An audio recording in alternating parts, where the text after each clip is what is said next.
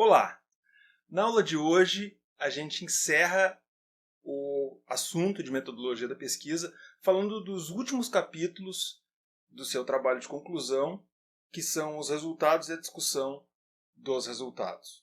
Essa apresentação está baseada ligeiramente no capítulo 6 do livro-texto, muito embora várias coisas que eu já vou falar aqui já foram adiantadas em outros momentos desse capítulo. Eu tenho 4 objetivos nessa apresentação de hoje. Uma delas é como escrever, o que você deve escrever no seu TCC. Vou apresentar e vou oferecer algumas sugestões de escrita. Como escrever o capítulo dos resultados de pesquisa, como discutir os resultados da sua pesquisa e o que vai na sessão de conclusões. Antes da gente começar a falar, deixa eu falar dessa figura que está aqui, o seu Rui Barbosa. O Rui Barbosa, ele é um jurista famoso, ele é um importante escritor, jornalista brasileiro, diplomata. Ele foi realmente uma pessoa fascinante. Viveu entre o final do século XIX e início do século XX, morreu em 1923. E o Rui Barbosa ele era conhecido pela sua eloquência, pela sua genialidade. E diz a lenda que o Rui Barbosa estava chegando em casa um dia e ele ouviu um barulho estranho vindo lá do quintal dele. E aí, chegando lá, ele viu que tinha alguém tentando levar a criação de patos dele. Um ladrão, um rapaz que eventualmente chegou lá e pulou a cerca da casa do Rui Barbosa e estava dando de mão nos patos dele. E aí ele se aproximou do tal ladrão esse, e aí ele falou uma coisa, eu vou reproduzir, vou ter que ler aqui para vocês, porque realmente é muito difícil de memorizar. Diz o seguinte: ó bucéfalo anácrono, não o interpelo pelo valor intrínseco dos bípedes palmípedes, mas sim pelo ato vil e sorrateiro de profanares o recôndito da minha habitação, levando meus ovíparos à sorrelfa e à socapa. Se fazes isso por necessidade, transijo. Mas, se é para zombares da minha elevada prosopopeia de cidadão digno e honrado, dar-te-ei com minha bengala fosfórica bem no alto da tua sinagoga, e o farei com tal ímpeto que te reduzirei à 50ª potência que o vulgo denomina nada. E aí o ladrão olhou para ele e disse o seguinte: doutor, eu levo ou eu deixo os patos? Por que eu trouxe esse exemplo aqui? Eu não sei se ele é verdadeiro ou não, isso é uma lenda, uma tradição. Saiu agora há poucos anos atrás, um juiz proferiu uma sentença em português legível. A gente associa com o falar culto, falar difícil, falar termos que poucas pessoas conhecem. E não é isso que é falar bem. Falar bem é falar claro, é falar de uma maneira fluida, falar de uma maneira inteligível, ser entendido pelas pessoas. Vocês estão escrevendo o TCC de vocês para serem entendidos. Então, eu vou oferecer aqui algumas sugestões. Por favor, não me levem a mal. Eu não sou formado em letras, eu não sou membro da Academia Brasileira de Letras, como o Rui Barbosa ou foi, mas eu queria oferecer algumas sugestões de um professor que já está, sei lá, há 20 anos orientando o trabalho de conclusão, e aí vê algumas coisas acontecendo que se repetem um pouco todos os anos. Então eu vou dar algumas sugestões. A primeira sugestão é que vocês usem o dicionário de sinônimos e o corretor do Word. Bom, as professoras de português detestam o dicionário de sinônimos e o corretor do Word. Mas eu não sou formado em letras. Para o meu vocabulário, aquilo ali está mais que bom. Pode ser que pegue alguma coisa que não deve, sugira alguma coisa que não deve, mas entre mortos e feridos, salvam-se todos. Ou seja, para o nível de português que eu tenho, para a minha bolinha, ele me faz mais bem do que mal. É isso que eu queria dizer para vocês. Ele não me faz escrever nada errado. O corretor do Word, às vezes eu tenho dúvidas, eu desprezo algumas sugestões, mas assim, no geral, eu vejo que ele faz sugestões melhores do que as que eu tinha escrito originalmente. Então usem. Passem esse corretor antes de entregar o trabalho. Qualquer trabalho. O dicionário de sinônimos ele é particularmente útil. Às vezes vocês estão com dúvida numa palavra, vocês pressionam Shift F7. Os dois acessos assim são os mais simples possíveis. Vocês escreveram o texto de vocês querem saber se está bem, aperta F7, ele faz a varredura do trabalho todo e verifica erro de ortografia, gramática e tal. Vocês podem configurar para ele ser mais rigoroso ou menos rigoroso no Word. Se vocês tiverem interesse, me avisem, me mandem deixa um recado aqui nos comentários, eu faço um vídeo explicando só a configuração do Word para ele ficar um pouco mais apropriado para o meio acadêmico. Tá? E o dicionário de sinônimos é bem simples. Tu coloca o cursor ali em cima da palavra que tu quer, ou tu clica com o botão direito e vai até sinônimos, e aí ele tem algumas sugestões de sinônimos, ou ele vai te abrir, se tu apertar Shift F7, ele vai te abrir uma janela do lado do Word, te dando algumas sugestões de sinônimos. Para que eu uso isso? Eu raramente uso sinônimos em português. Vocês já vão ouvir logo eu falar sobre isso. Mas quando é uma palavra que eu não conheço muito bem, às vezes o dicionário de sinônimos me mostra palavras semelhantes que pode me tirar de uma situação desconfortável. Eu estou querendo usar essa palavra, não sei bem ao certo se essa palavra quer dizer isso, e aí eu boto ali no dicionário de sinônimos e vejo as palavras que ele bota como sinônimos e digo, não era essa palavra que eu queria usar, não. Então, ajuda. Uma outra é consultar o dicionário, caso tu não esteja familiarizado com a palavra. Eu vou usar essa palavra, mas eu não tenho bem certeza se ela quer dizer isso. Por exemplo, eu tenho um aluno meu, ele escreveu assim, entre os autores céleres. E o que ele queria dizer? Eu acho que ele queria dizer célebres. Mas o que acontece? Nenhum corretor ortográfico pega isso. Por que não vai pegar? A palavra célere existe, celeridade, velocidade, rapidez existe no português e está concordando, né? Tem concordância nominal, tem tudo, não vai dar erro. Mas não era isso que ele queria dizer, eu acho que ele queria dizer célebres, pelo contexto do que ele estava falando. Então, evitem pagar mico, né? Procurem um dicionário, não custa nada. Tem vários dicionários online, não precisa nem levantar mais da cadeira para ir buscar no dicionário. Tem o Caldas Aulete, tem o Priberan, que ele é de origem portuguesa de Portugal, mas ele tem as versões tanto do português brasileiro quanto do português europeu. Tem o Michaelis e tem o OAIS, que ele é considerado o melhor dicionário da língua portuguesa, só que ele está atrás de um pagamento no UOL. Para acessar ele online tem que pagar.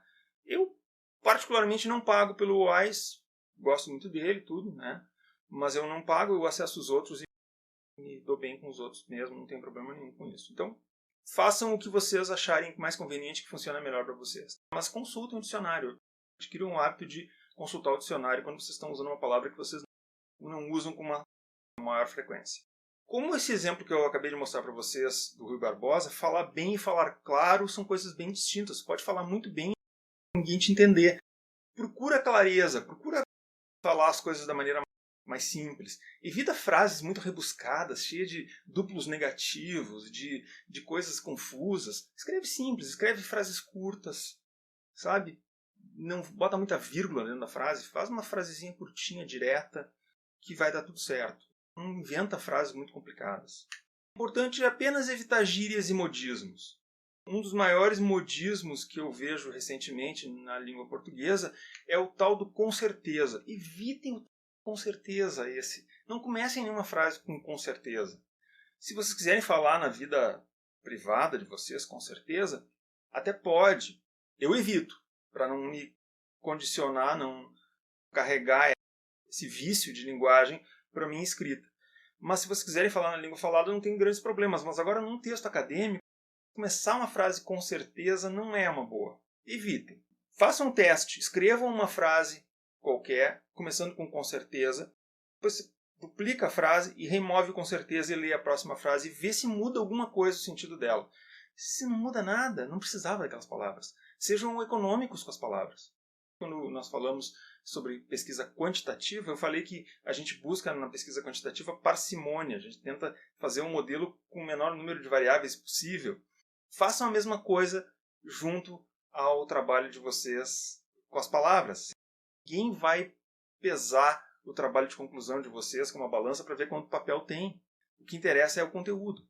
Outra coisa que eu vejo muito seguido nos trabalhos de conclusão é esse trabalho comprova. O objetivo desse trabalho é comprovar. Geralmente, quando eu pego isso nos trabalhos dos meus alunos, eu já corto direto. Por que isso? Porque está fazendo um experimento? Não, né? Então o teu trabalho não comprova nada. Não comprova nada. Porque tu conversou com alguém lá na empresa, isso não comprova nada. Não esquece, o IN disse que podia. Ninguém mais aceita isso além do IN. Não comprova nada. É só aquilo. Só ele que acha que dá para fazer relação de causa e efeito com um caso. Não funciona. Evite sinônimos desnecessários.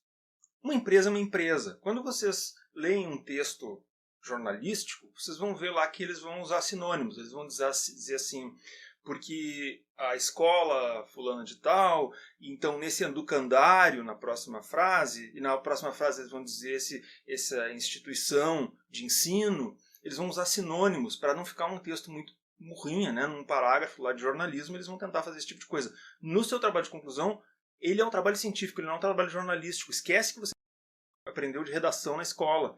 Aqui não vale. Aqui o que vale é precisão linguística.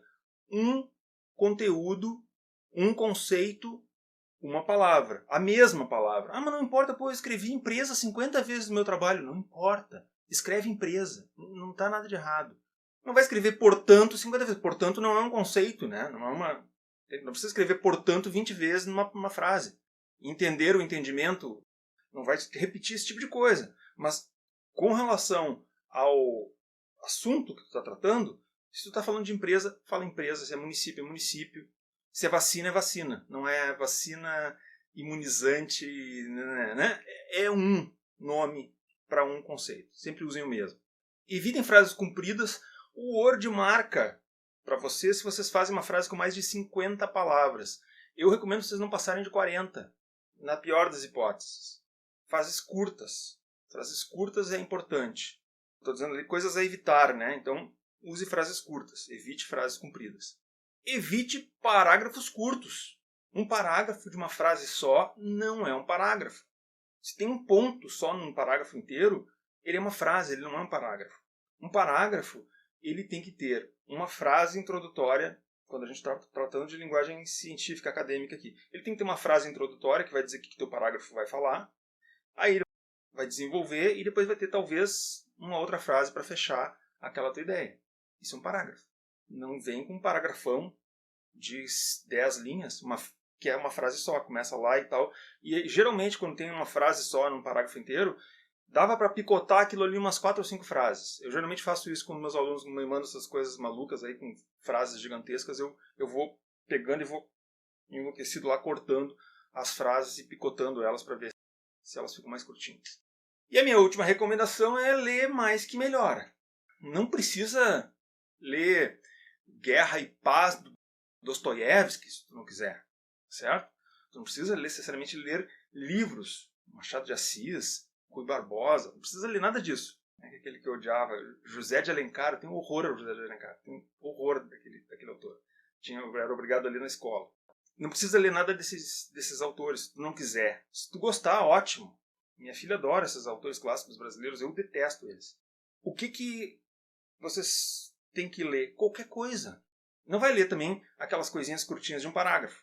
Tu gosta de futebol? Lê uma coluna de futebol, mas não uma coluna, um artigo grande, com alguns parágrafos. Um texto que tu vai ler de 4, 5, 6 parágrafos por dia é melhor do que ver meme nas redes sociais. Eu, quando pego, às vezes, o ônibus com os alunos para voltar para casa, acaba vendo, não é porque eu queira ver, nem prestar atenção na vida da pessoa, mas outro dia me chamou a atenção. Estava uma moça com o celular dela, enquanto a gente esperava para sair, e a viagem toda, isso foi horas a fio, olhando o seu celular, olhando meme. Quer olhar um memezinho para te divertir, para achar engraçado? Eu particularmente não acho, mas eu sou um chato. Se tu acha engraçado meme na internet, olha meme na internet. Mas não olha por 3 horas a fio. Vai ler uma coisa. Não vai melhorar em nada ficar olhando meme, tá? Quer dar uma risadinha? Dá. Mas não te perde a vida inteira fazendo isso. Agora, vamos olhar a transição do TC1 para o TC2 de vocês. Vocês entregaram o TC1, receberam a nota de aprovação. Parabéns, você foi aprovado, agora está fazendo TC2. O que você vai fazer? Lembre, o TC1 é um projeto. O TC1 é um projeto, ele vai dizer o que você vai fazer. O TC2 é fazer e relatar. Tente evitar deixar coisas para fazer. Isso aqui eu vou fazer depois lá no TC2. Não faz isso. Entrega o TC1 com a maior quantidade possível de informação, de clareza no TC1, para não ter que voltar mais para o TC1. Então, o referencial teórico deixa pronto, teu método deixa pronto, teus questionários, roteiros de entrevista que tiver que fazer, deixa pronto já no TC1 e vai para campo no TC2. Quando começar o semestre, já toca a ficha. Terminada a parte da coleta, aí a análise tem que fazer o relato, tem que escrever o TC2 e apresentá-lo. Vamos falar um pouquinho sobre essas duas coisas mais adiante. Depois de coletar os dados do TC2, o que vai fazer? Primeiro, abre o teu arquivo lá do TC1, vai lá em arquivo no Word, salvar como TC2. Ah, mas professor, eu vi lá no site que tem um exemplo do projeto e um exemplo do TC2. Não faz diferença. Adiciona lá os capítulos que faltam e bola pro mato. É aquilo. O que tu tem que fazer? É importante. Revisa os tempos verbais. Tu já coletou os dados, né? Então, os verbos que estavam no futuro vão agora para o passado. Vou dar um exemplo aqui. Se tu disse no teu TC1, os dados serão coletados, no TC2 vai ser, os dados foram coletados. De que jeito? E aí tu vai explicar. No TC1 tu diz, os dados serão coletados numa empresa assim, assado. No TC2 tu diz, os dados foram coletados na empresa mesma que ela. Ou não, de repente trocou de emprego. Pode ter acontecido. Ou a empresa que tu disse que ia fazer no TC1, chegou no TC2 e ela disse, não te queremos aqui. Tu vai para outra empresa, não vai ser reprovado no TC2, né? Então, bota lá, os dados foram coletados na empresa beta. Eu ia fazer na alfa, agora estou fazendo na beta. Qual é que é a estrutura geral do TCC? Isso também a gente já falou, isso está no capítulo 6. Nós vamos retomar e vamos focar principalmente no capítulo 4, que é a análise dos dados. Esse roteiro tem uma proposição que eu considero muito longa para o capítulo de resultados. Ele fala assim, apresentação geral dos contextos de pesquisa, empresa, setor pesquisado e tal. Se vocês fizeram um bom capítulo de método, provavelmente essa informação já está lá. Então, se você já tem essa informação no capítulo do método, deixa lá no método. Eu geralmente não peço que os meus alunos, a não ser que isso decorra dos dados que eles estão trazendo, mas geralmente ele já sabe, é uma empresa assim, ou é um município assim. Então, eu geralmente não peço para os meus orientandos que coloquem ali na apresentação dos dados, a apresentação da empresa. Você já foi lá atrás no método. Vejam, essa estrutura ela é flexível. O que é a norma? Se você for baixar lá no site da Unicinos, não o manual da Unicinos que está já com a norma decodificada para vocês, mas se vocês forem entrar lá na biblioteca e colocarem lá normas da BNT, vocês conseguem acessar a norma da BNT. Vocês vão ver que não tem nada disso na norma da BNT. Não existe uma norma da ABNT dizendo qual é a estrutura do teu capítulo. Não existe isso. O que a norma prescreve é que tem que ter um elemento pré-textual, um elemento textual, um elemento pós-textual, e é isso. Tá certo? O que vai dentro, cada um define. Existe espaço na pesquisa para ser criativo. Existem mais de uma maneira certa de fazer pesquisa. Existem algumas maneiras que são erradas também. Existem mais de uma maneira também de melar a tua pesquisa. Mas assim, vai pelo teu orientador. Se o teu orientador te flexibilizar certas coisas, não fica tranquilo, não vai acontecer nada demais. Isso sim é muito comum na parte de análise de dados, é apresentar os dados da pesquisa. Isso aí tudo que é trabalho faz. Análise e discussão dos dados, confrontando com a fundamentação teórica, aí depende da estratégia de pesquisa, vou falar isso um pouquinho mais adiante, e as principais considerações ou conclusões com base na análise. Em geral, a gente coloca isso mais adiante, como vocês vão ver nas considerações finais ou conclusões. Resultados da pesquisa. Na tradição quantitativa, levantamentos, estudos com dados secundários, experimentos, o comum na seção de resultados, no capítulo de resultados, é colocar somente uma interpretação dos teus gráficos e das tuas tabelas.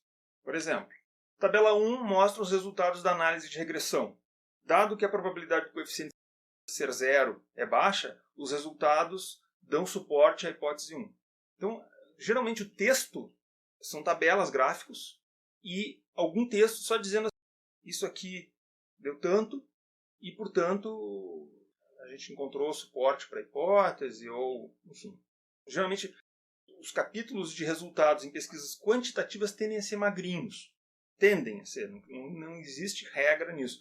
Tendem a ser. A maior parte dos trabalhos quantitativos devota pouco espaço para a seção de resultados, além das tabelas que estão lá, e um texto que explica o que o pesquisador encontrou nas tabelas. O gráfico 1 mostra as análises de frequência. É possível identificar uma preponderância de empresas de pequeno porte na amostra. Uma breve informação. Uma coisa importante, nunca deixem uma informação somente na tabela. Se a informação é importante, vocês podem botar informação a mais na tabela que vocês vão escrever no texto. Mas se a informação é importante que o leitor veja, vocês devem escrever no corpo do trabalho, no texto do trabalho. Mesmo que o cara veja ali, olha, tá enorme, aquele gráfico enorme, aquela pizza horrorosa que vocês botaram lá, com aquele gráfico destacado lá mostrando que 65% é de empresa de pequeno porte, está bem claro ali. Mesmo assim, vocês escrevem no texto do trabalho, vocês não deixem só na figura. Por regra, mesmo com as tabelas. Tudo que está ali, que é importante, tem que ser escrito no capítulo de resultados. Em geral, para esse tipo de trabalho, a discussão dos resultados fica separada da análise. É como se normalmente se faz esse tipo de coisa na tradição quantitativa. O que eu vejo na tradição qualitativa, o costume é analisar e discutir os resultados ao mesmo tempo. Então, às vezes, até dá uma certa confusãozinha, porque às vezes a gente tem professor que é quantitativo, está orientando o aluno, aí chega lá na banca, a banca tem uma cabeça mais qualitativa, fica confuso. Mas, em geral, eu nunca vi ninguém ser reprovado, por exemplo, por discutir separados os resultados, mesmo que o professor, na cabeça dele, esperasse que os resultados fossem discutidos ali junto com os resultados. Em geral, os professores se respeitam. Até onde eu vi, aqui no Unicinos pelo menos, os professores se respeitam bem e entendem que isso é uma questão de orientação, enfim. Sigam o orientador de vocês. Se o orientador de vocês acha que é melhor separar, separem. Se o orientador quer que vocês coloquem junto, coloquem junto. Não tem regra. Os resultados da pesquisa. Ainda, voltando ao caso de pesquisas qualitativas, não é preciso divulgar nem o nome de pessoas, nem o nome das empresas nas quais vocês fizeram a entrevista. Pode botar o cargo, ou podem botar um nome fictício, caso vocês queiram. Se quiserem colocar um nome também fictício para a empresa, pode ser. Quando analisarem dados textuais, documentos, entrevistas que vocês fizeram, é comum dar voz aos sujeitos. Não apenas deixar a interpretação de vocês, mas mostrar os dados brutos. Trechinhos da entrevista que a pessoa deu, corroborando aquela informação que vocês estão dando. Por exemplo, vou mostrar aqui um TC de um aluno que eu orientei. Então vejam, segunda linha ali, tomadas pela empresa Alfa. Não é o nome da empresa, isso é um nome fictício, ele substituiu por Alfa, Beta. Ali ele colocou o coordenador do sistema de gestão e lá embaixo ele botou um trechinho da frase do coordenador de gestão dessa empresa Beta, que aquele aluno considera que aquela frase dá suporte à interpretação que ele fez antes sobre aquele assunto. O que são a discussão dos resultados? Antes da gente chegar na questão da discussão dos resultados, vamos pensar na palavra discutir, porque ela tem uma etimologia bem complicadinha e aqui na nossa cultura ela quer dizer uma coisa completamente diferente. Vamos olhar duas definições. Eu peguei aqui do dicionário Carlos Aloetti, aquele que eu falei para vocês, e do dicionário Michaelis. Vejam, tem 5 definições para cada lado. O que vocês pensam quando vocês ouvem falar em discussão? Meus pais discutiram, os meus colegas discutiram. Geralmente eu associo aquela conversar com alguém de maneira exaltada, trocando argumentos, opiniões, declarações, geralmente conflituosos. Essa é a ideia que me vem à cabeça quando dizem, duas pessoas discutiram. Mas também pode ser outra coisa. Debater, examinar, investigar, tendo em vista provas e razões prós e contras. É isso que nós usamos na área acadêmica como sendo a discussão dos resultados. Tu vai debater aqueles resultados, examinar, tendo em vista as provas, não diria, mas as evidências que tu conseguiu levantar junto ao teu estudo de caso. Ou análise de estatísticas. Uma coisa chama muita atenção nesse conjunto de definições. Ninguém discute sozinho, certo? Vejam, o exemplo aqui. Precisamos apresentar mais de uma pessoa, trocar ideias. Ou seja, as definições todas concordam aqui no dicionário de que discutir é uma coisa que a gente faz com outros. Ninguém discute sozinho. Não sei que a gente esteja meio fora da casa, mas assim, geralmente a discussão é feita com outrem. Como eu disse para vocês, a nossa cultura ela associa a discussão com bate-boca. Eu tenho um link para a etimologia da palavra discussão, que é bem interessante e nos faz entender por que isso. Assim, a origem latina da palavra, nós usamos discussão muito mais nesse sentido de conflito. E é engraçado porque os falantes anglo-saxônicos, os americanos, os ingleses, quando falam de discussão para eles geralmente não é isso. A discussão tem mais a ver com aquela outra conotação que a gente usa mais contemporânea. Ela é mais moderna do que essa aí de bater boca. O que se espera na discussão dos resultados, então, é a troca de ideias. Mas, como eu disse para vocês, se o TCC é individual, com quem é que você troca as suas ideias? Ainda não responderam a minha pergunta.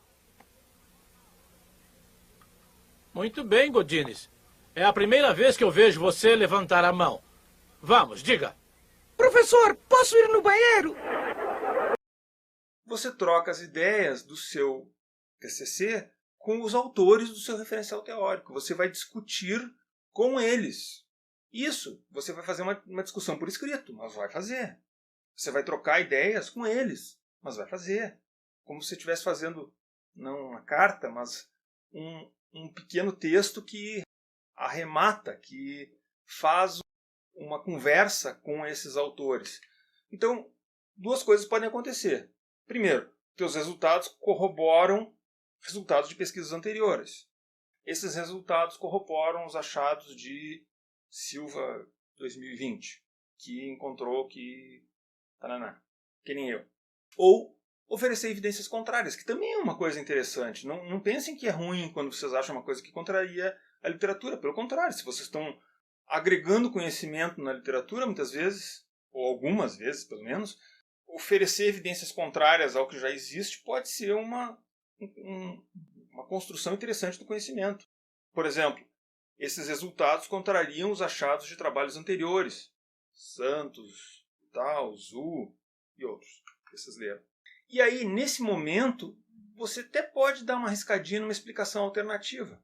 Por que não? A discussão sai um pouco mais livre do que no referencial teórico. Vejam, até aqui vocês estão meio presos.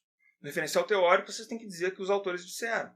Não vai inventar coisa lá no referencial teórico. No método, vocês vão dizer aquilo que vocês vão fazer ou que fizeram, mas de uma certa forma vocês estão presos a um método que alguém inventou. Vocês não estão no patamar, geralmente no TC, de ficar inventando método. Usam um método pré-existente. Quando vocês estão escrevendo o capítulo de resultados, os resultados são presos àquilo que os dados que vocês coletaram estão te dizendo. Não tem como inventar dados. De uma certa forma, tu está preso. Na discussão dos resultados, não. Na discussão dos resultados, tu está um pouco mais livre. Então, tu pode oferecer e arriscar uma explicação alternativa. Então, vocês podem dizer assim, olha, tal contradição pode ter ocorrido porque esses autores pesquisaram empresas de grande porte, lá o Santos e o Zhu, enquanto a amostra dessa pesquisa era majoritariamente composta por empresas de pequeno porte. Pode ser uma explicação. Vejam, não é com certeza. Pode. Sejam suaves, vocês não têm evidência, vocês não têm nada de novo para dizer que é por causa daquilo. Vocês não testaram aquilo. Mas vocês podem botar uma pulguinha na camisola de quem está lendo e pensar assim, mas será que não tem razão esse autor? Será que não pode ser isso? Pode ser até uma razão aí para fazer uma pesquisa futura e avançar o conhecimento nessa área. Fechando o teu trabalho, conclusões ou considerações finais. O que está certo? Tanto faz. Tem gente que diz, mas trabalho, estudo de caso tem que ter considerações finais. Outros dizem, não, o trabalho tem que ter conclusão. Eu acho uma bobagem. Eu acho essa discussão uma total bobagem. Para mim, o meu aluno pode escrever tanto conclusão quanto considerações finais. Eu particularmente prefiro conclusão, porque eu acho bobagem a consideração final. Usar duas palavras quando uma coisa só serve. Para mim é a conclusão do trabalho. Afinal de contas, qual é a conclusão do trabalho? É o último capítulo. Vocês ficam à vontade de usar o que vocês bem entenderem. Não vejo problema. Façam o que o orientador de vocês sugerir. Se o orientador de vocês acha que... Eu já ouvi umas lendas assim, a pesquisa qualitativa tem que ter considerações finais. Então façam considerações finais. Se o orientador de vocês diz que é para ser assim, faça. Toca a ficha. Não tem problema. Então, o que vai nas considerações finais? Vou fazer um rápido que diz ali no manual, principais resultados da pesquisa, contribuições e recomendações, sugestões para pesquisas futuras e limitações do estudo. Isso está meio confuso, eu vou tentar dar uma explicada em cada um desses itens. Primeiro, por que a gente faz uma conclusão? Vocês devem ter visto séries de tribunais na televisão e tal, né? E no final a promotoria e a defesa fazem um fechamento, sumarizando o caso para os jurados. Os closing remarks que os americanos utilizam lá nos seus julgamentos, enfim, a promotoria vai lá e faz um acalorado discurso mostrando fazendo uma síntese dos principais achados e das principais evidências, solicitando aos jurados que considerem aquele réu culpado e a defesa o outro lado. A gente pode se perguntar, mas para que precisa isso tudo se eles tiveram as evidências todas ao longo do julgamento? Para que eles precisam ter essa fala final em que os resultados são fechados? Porque todos nós precisamos um resuminho no final, nos principais pontos. O leitor do teu TC não é diferente. Ele já leu tudo. Faz um fecho, certo? Mas faz um fecho um pouco menos do que o resumo. O resumo ele é vamos dizer assim, um resumo do teu trabalho todo. Lá no início tu colocou o resumo do teu trabalho. Aliás, aqui já é um bom momento para escrever o resumo.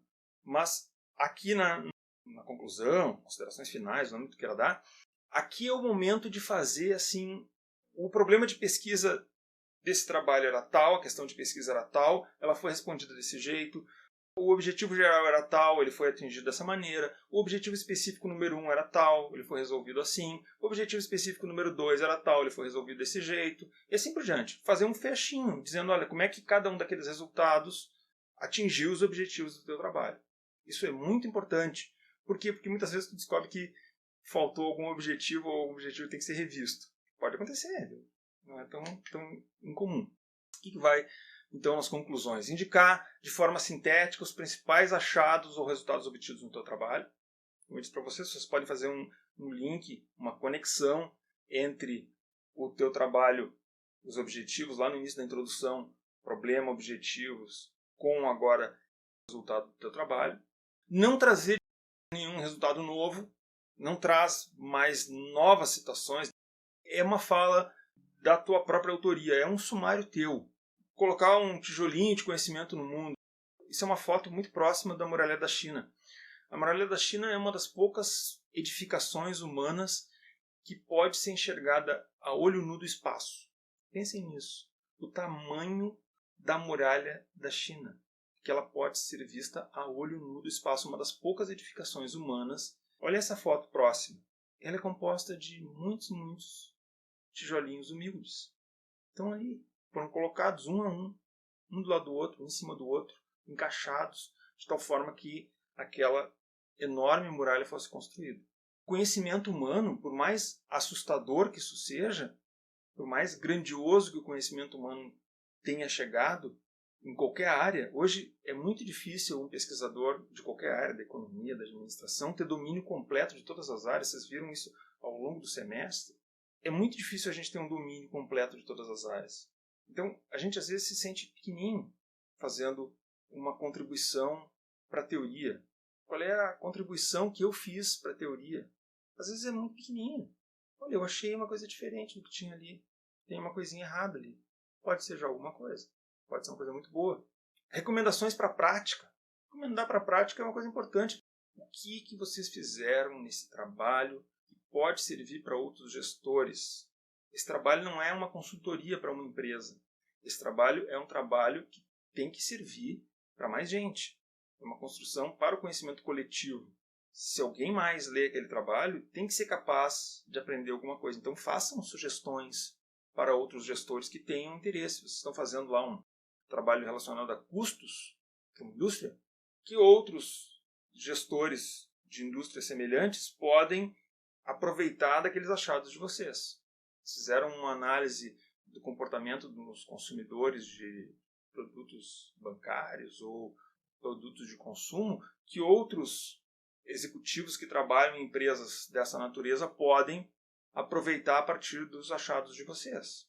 Outro elemento são indicações de pesquisas futuras. Que outras pesquisas podem ser feitas a partir dessa sua? Vou pegar o exemplo aquele que eu dei na lâmina anterior, que vocês meio que acharam que talvez a discrepância aí entre o resultado de vocês e dos outros autores se deu em função de porte da empresa. Então vocês podem sugerir, pesquisas futuras devem avaliar se o porte da empresa é relevante para tais achados.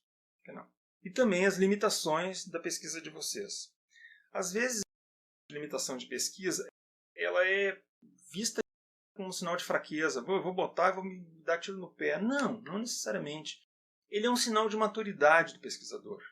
ele indica para aquela pessoa que está fazendo a leitura do teu trabalho que tu é maduro o suficiente para dizer, bem, esse trabalho, como todos os trabalhos, tem limitações, tem imperfeições. Trabalho perfeito nenhum foi publicado até hoje, porque não tem nenhum trabalho perfeito. A única maneira de tu conseguir terminar o teu trabalho é aceitar as limitações. Isso é muito dolorido. Tenho alunos meus que não conseguem terminar o trabalho deles, porque eles não conseguem aceitar que o trabalho deles está imperfeito. Eles são tão perfeccionistas que eles não querem. E tem outros que querem entregar a qualquer custo, né? Mas isso é um outro detalhe. Você tem que ser capaz de dar um ponto final no seu trabalho. Dizer assim, olha, eu fiz o meu melhor, eu fiz o meu possível. Ele chegou num ponto agora que ele está pronto. Tem que ser entregue. Mas eu vou mostrar para as pessoas que estão lendo, para que fique bem claro, que ele tem tais e tais limitações. Que aqui isso tem que ser tomado com um certo cuidado, os meus achados, as minhas informações. Eu já vi trabalhos que linkam aquelas duas coisas de cima. Por exemplo, para cada limitação da pesquisa, ele coloca uma sugestão de pesquisa futura. Então, uma ou duas coisas que ele encontrou que são limitações da pesquisa dele. Este trabalho fez poucos estudos de caso, portanto, os resultados não podem ser, eventualmente, generalizados por uma grande população. Sugere-se como pesquisas futuras uma pesquisa em larga escala, ou esse trabalho encontrou contradições junto aos estudos anteriores, e essas contradições elas podem eventualmente ser fruto de uma amostragem diferente em relação a esses autores. Entretanto, como limitação, o delineamento dessa pesquisa não permite verificar essa informação. Sugere-se como pesquisas futuras um projeto de pesquisa que contemple a avaliação de se o porte da empresa pode explicar essas diferenças nos resultados. Vamos ver que tudo isso pode, mesmo coisas mais difíceis do teu trabalho, podem ser bem vendidas se tu souber alavancar esses resultados. Finalmente, só para a gente fechar, aí já está feito, né, o teu trabalho, tu entregou ele, e aí tu vai fazer a apresentação. Na apresentação, isso geralmente se faz com slides de PowerPoint, hoje mais modernamente está se fazendo também por videochamada, e aí tem algumas sugestões que a gente apresenta para vocês aqui com relação às lâminas. Primeira lâmina, título do trabalho, autor e orientador. Autor tu, né, no caso. Título do trabalho, nome do aluno e orientador. 3 informações importantes no primeiro slide. Segundo slide, problema de pesquisa e alguma coisa de contexto, motivação da pesquisa. Eventualmente pode ter ali as justificativas e tal. Terceiro slide, objetivos, geral e específicos, num slide só, dá uma visão geral. E quarto slide, principais referenciais teóricos, falando dos principais conceitos do teu trabalho. Quinto slide, o método, dizendo o que foi feito. E aí, dali em diante, os resultados. E aí, avança o tempo. Se tem 15 minutos para falar, não passa mais do que 5 para chegar nos resultados. Explora os teus resultados. Gasta mais tempo nos resultados. Principais conclusões. O último slide vai algumas referências. A minha sugestão é, não fiquem lendo as referências. Obviamente, vocês dizem, aqui estão as principais referências do meu trabalho. Isso é 5 segundos. E fecha e muito obrigado. E pronto. E aí, devolve a palavra para o presidente da banca, que geralmente é o teu orientador, para ele fazer os próximos passos aí. Então, a apresentação da pesquisa dá para fazer com no mínimo 8 slides. Eu sugeriria um pouquinho mais ali na parte de resultados, e discussão e conclusões, mas é isso. Vou dar algumas sugestões. Primeiro, não usar só texto nos teus slides. Aliás, não usar só texto também no teu TC, né? Usa figuras, fotos, se puder usar, de elemento complementar, além tabelas, gráficos, se puder utilizar. E utiliza, de preferência, essas mesmas informações nos teus slides. Quando não tiver alguma coisa para ilustrar o objetivo do trabalho, né? O objetivo geral e tal, bota uma figura, uma imagem, bota uma cor, bota uma coisa diferente, para ficar um slide um pouco mais leve, não entupido de texto, né? Tem aquela regra dos 6 × 6, 6 itens, com no máximo 6 palavras cada um, não sei até que ponto isso é verdade, então isso daria 36 palavras no máximo por slide. Eu já usei slides com mais palavras do que isso, slides com menos funcionaram. Tentem não copiar e colar o texto do trabalho de vocês dentro do slide na íntegra porque fica ruim. Parágrafos inteiros. Tentem escrever de uma maneira um pouco mais leve e aí incluam figuras, cores, diagramas, enfim. Realmente, diagrama vale a pena muito botar no trabalho de conclusão também. Outra coisa, rapidinho, uma dica técnica aqui, né? O Word é horrível para fazer diagramas. Então, se vocês querem fazer um diagrama, um fluxograma, um organograma, enfim, qualquer coisa desses gramas aí, vocês façam essas gramas todas no PowerPoint e colhem no TC de vocês. E aí já fica aquele PowerPoint salvo lá como PowerPoint da apresentação. É uma dica que eu dou para vocês. Assim, já mantenham aquele PowerPoint, porque aquele PowerPoint onde vocês fizeram as figuras de vocês já podem depois deixar mais tarde para se lembrar de botar todas as figuras que vocês botaram no trabalho, botar lá na apresentação também. Lembrem-se da postura corporal.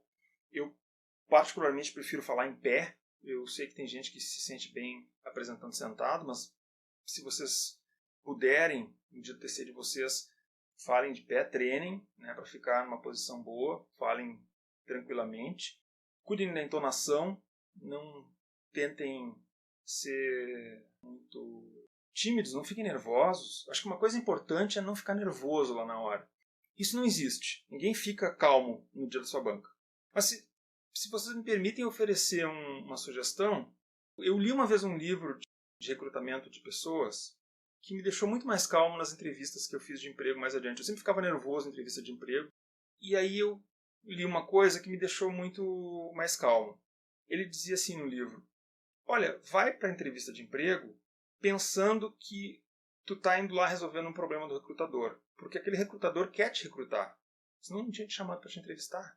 Quando tu vai fazer a tua entrevista de emprego, vai pensando que tu tá lá para ajudar ele a se livrar daquele problema de ter que entrevistar mais pessoas. Ele quer te entrevistar. Se ele conseguir te contratar, significa que ele se livrou daquele problema que ele tinha de ter que contratar pessoas. E isso me deixou muito mais calmo. Eu vou dizer uma coisa para vocês.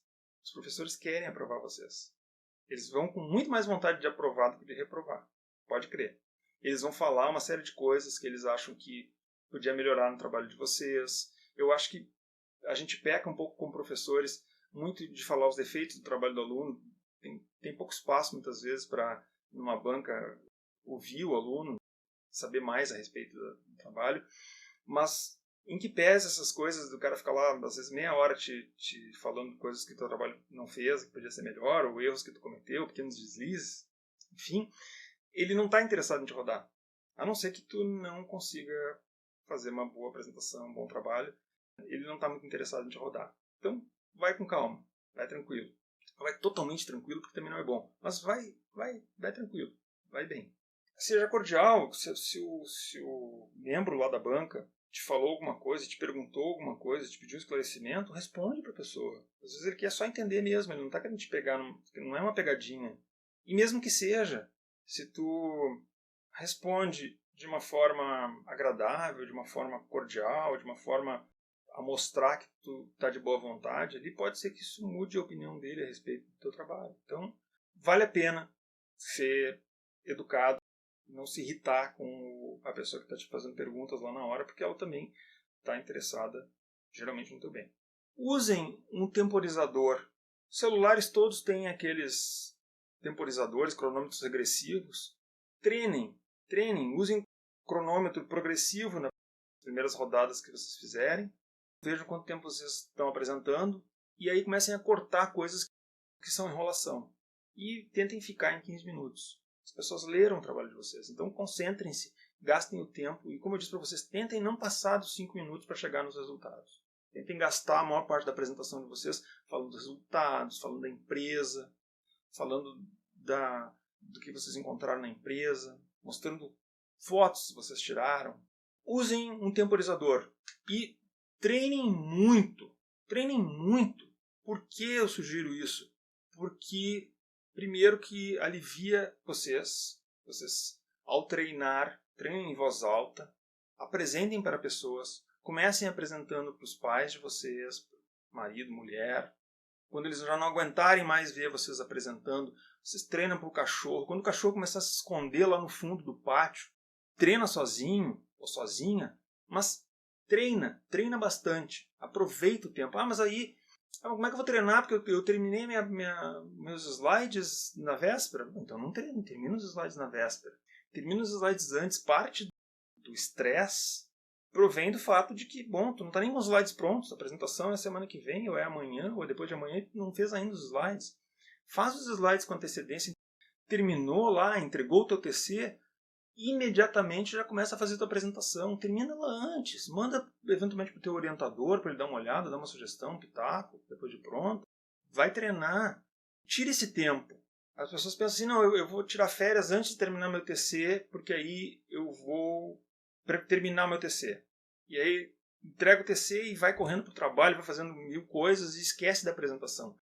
A tua apresentação é uma parte importante da tua nota. Por mais incrível que possa parecer, a tua apresentação, demonstrar firmeza na tua apresentação do teu TC é um ganhador da tua banca. Se tu vai com firmeza, se tu vai com calma, se tu vai com eloquência, se tu vai com fluidez, se tu vai falando com calma, tu vai explicando as coisas, e a tua apresentação corre no tempo certo, e as coisas todas funcionam direitinho. A tua apresentação não tem erros de português, não tem problemas. O corretor ortográfico do PowerPoint também é o mesmo, é tão ruim quanto o do Word, mas ele é melhor do que eu. Então vai lá, passa ele para ver se não tem nenhuma palavra escrita errada. Te apropria do teu trabalho. Fazendo tudo isso, é isso aí que a gente espera, que vocês possam curtir a formatura de vocês e viver a aventura de ser um profissional graduado. Essa é a última apresentação do nosso semestre. A gente aqui encerra o material de metodologia da pesquisa. Se vocês tiverem alguma dúvida, evidentemente, vocês podem me consultar aqui nos comentários ou diretamente pelo Moodle, ou enfim, como vocês acharem melhor. Eu estou à disposição de vocês. Forte abraço.